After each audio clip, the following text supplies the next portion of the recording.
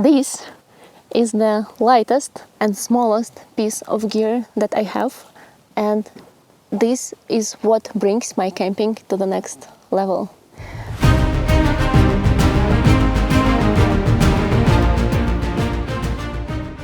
String of lights illuminates space really well, and it is multi-point light.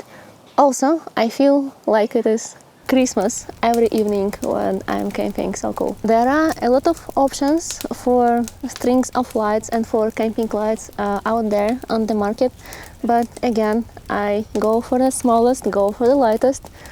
This is not something that I want to be super sturdy and life-saving, like a winch that I carry on my backseat. So this one is from Big Agnes, and it was under $50, I think. So really cool. I carry it in the same Ziploc as my wilderness kit. I try to combine all the camping gear at one spot and have easy access to it. No camping happens for me without this. Also, what is super cool about this string of lights, it came with batteries, but as you might know, I don't like batteries. I don't want to take care of charging them and all. So another option here is USB port. So how it worked, it was USB port, then a battery. So I just removed this piece and I just threw it away. Now I have my power bank, super small, super nice.